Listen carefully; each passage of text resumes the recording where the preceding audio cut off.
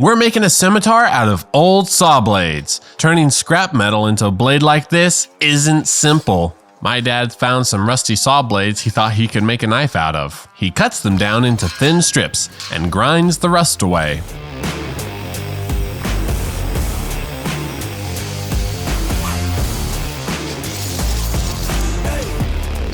Then he welds all these pieces together.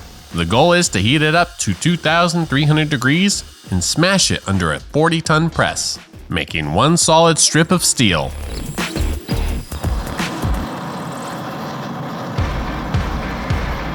So Dad doesn't have a lot of experience forging saw blades, so we're really hoping they forge well together the way we need.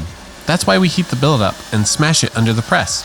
If the pieces don't fuse, we're left with nothing but loose strips of steel, and a handful of scraps isn't enough to make a sword. That's why we take all the small pieces, press them into one solid block, and only then can we shape a blade from it.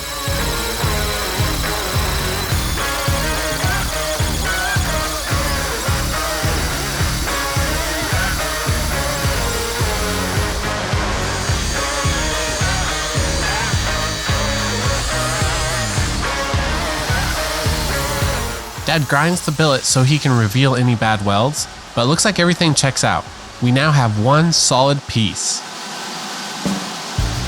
Now that we've got a good foundation, it's time to try to make this sword pattern look even better. We cut the billet in 4 pieces and stack them together. That can multiply any hidden pattern that's inside the steel. Normally, Damascus is made of 2 different known steels. One etches dark and the other light. But with old saw blades, we don't really know what kind of steel we're working with. If they're all the same type of steel, the sword won't show any pattern at all. It'll just etch flat and have no color.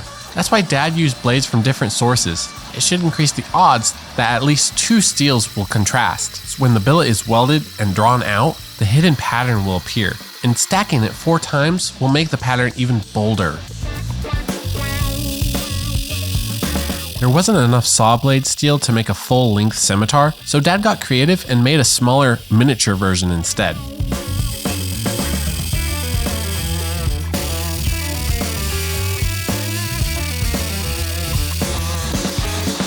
The blade is forged out, and Dad did a great job rough shaping it. Next, we start grinding away some material. That way, there's less work to do later on once the blade is hardened. But hardening is one of the riskiest steps, especially with unknown steels like these saw blades. You see, with known steels like 1084, you follow a specific formula when you quench it, and it almost always turns out. With unknown steels though, there's no formula. You just hope that the same method will work. The danger is the blades could crack during the quench, and if that happens, all of that work is lost.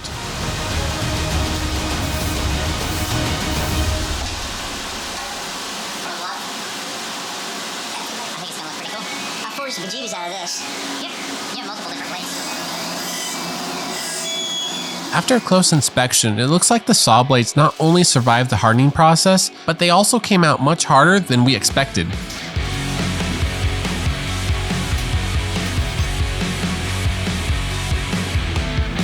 Now the blade is really starting to take shape. Dad marks layout lines on the steel to guide the next steps. Then he goes to work using almost every tool in the shop to grind the spine in.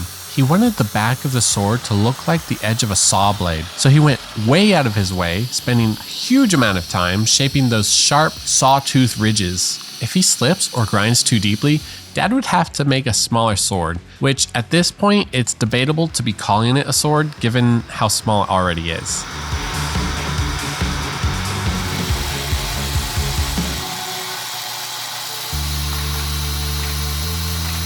After finishing the spine, it's back to hours of heavy grinding to bring the blade closer to its final form.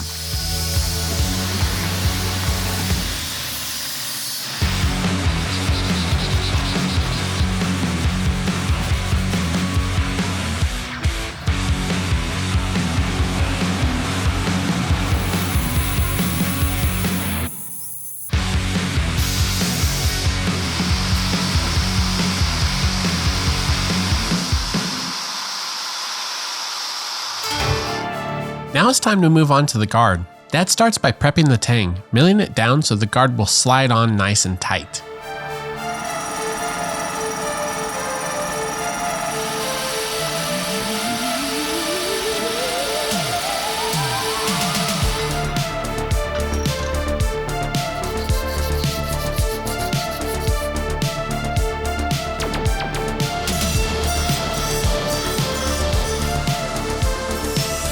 Then he forges the guard itself out of a piece of wrought iron. This guard though isn't just for looks.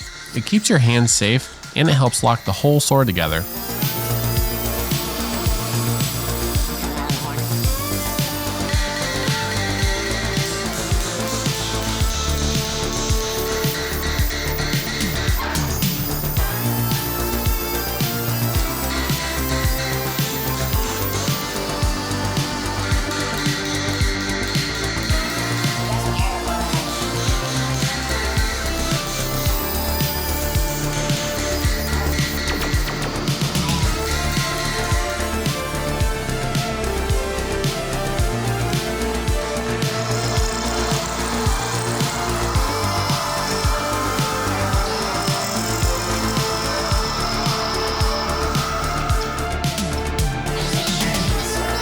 The tricky part is the fit. If the slot isn't cut just right, you'll end up with an ugly gap where the blade meets the guard. So every cut and hammer blow has to be spot on until it finally slides into place.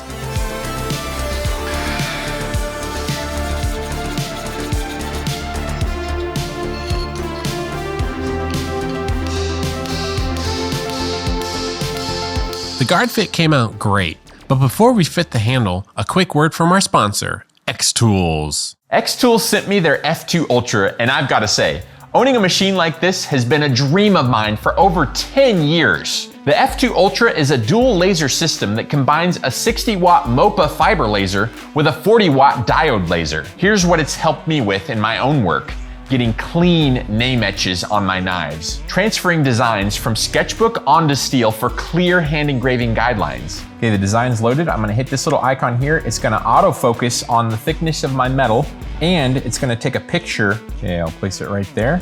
I've already got all the presets set to the power that I want here. Hit process. It's gonna take 33 seconds. Oh, that looks good. That's gonna be way more durable too. You're not gonna be able to scrape it off like paint. What sets the F2 Ultra apart is how user-friendly the laser and the software are. Dual 48 megapixel cameras assist alignment with about 0.2 millimeter precision, so designs land exactly where you want them. The software, Xtool Studio, is free and easy to use with one-click settings for hundreds of materials. The F2 Ultra can even bring color into the mix. With its 60-watt MOPA laser, it's capable of producing over 100 different colors on metals like stainless steel and titanium. Okay, our color engraving should be done. Let's take a look.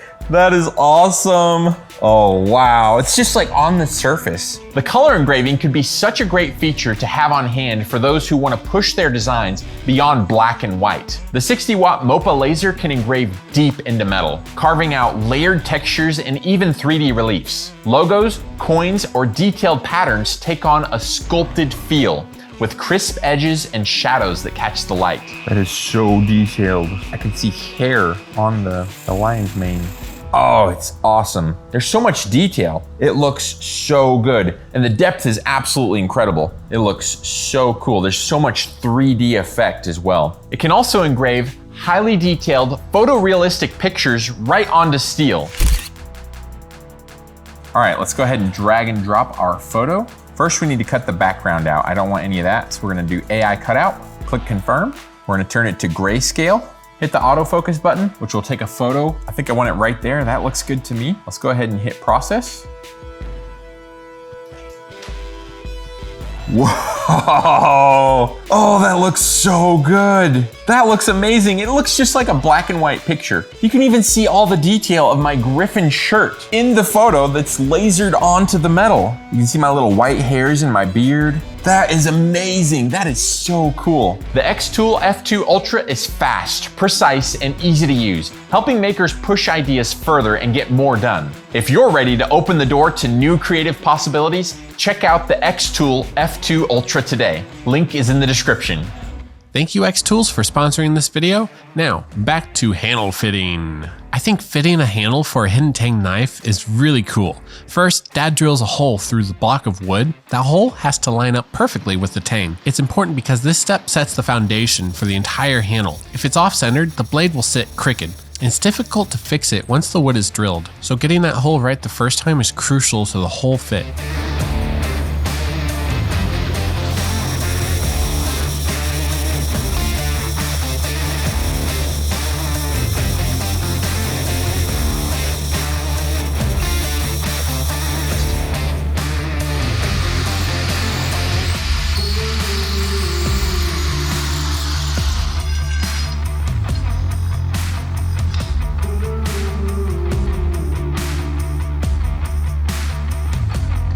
Next, we pick out a piece of wrought iron for the pommel. Dad starts by rough cutting it in the mill to get the basic shape. Then he'll move on to the grinder to refine it.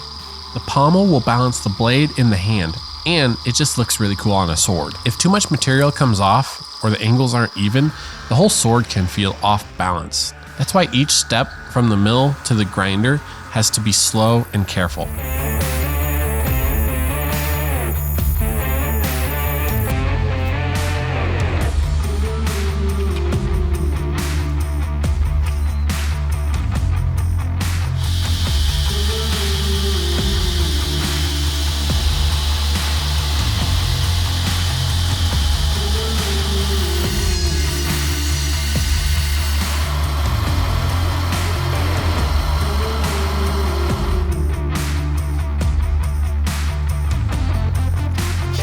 Dad's making good progress with the pommel, and now it's time to shape the handle down into something a little cooler.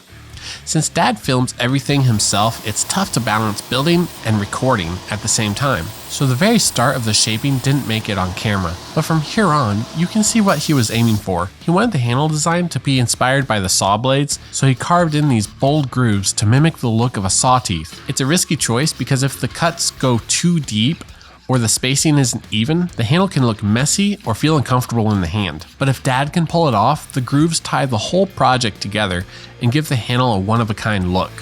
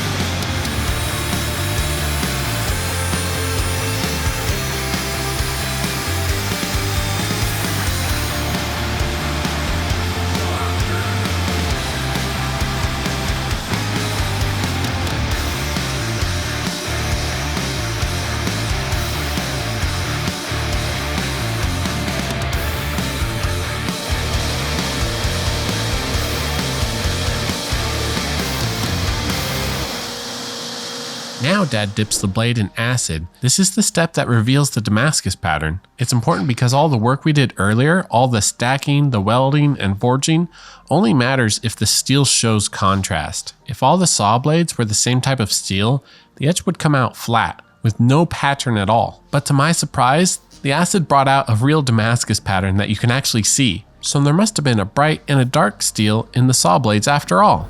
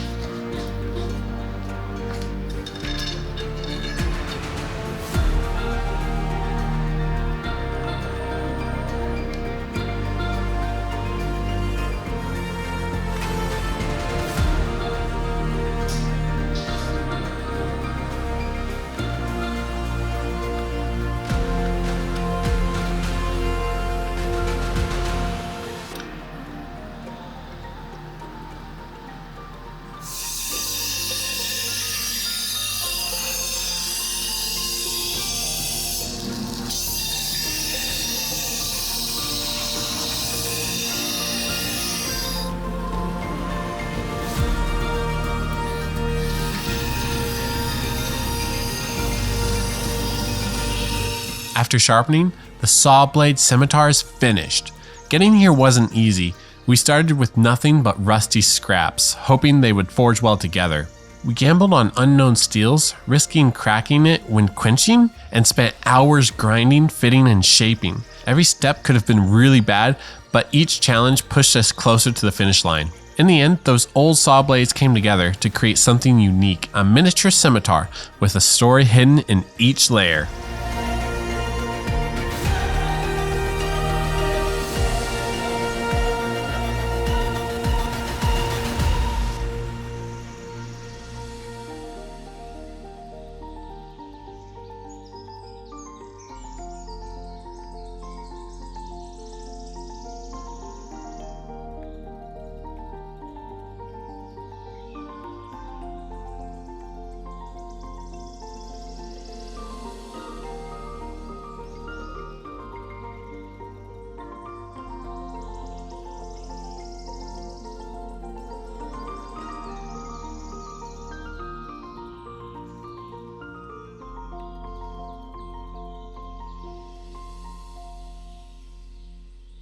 I will see you in the next video. May the forge be with you. Bye bye!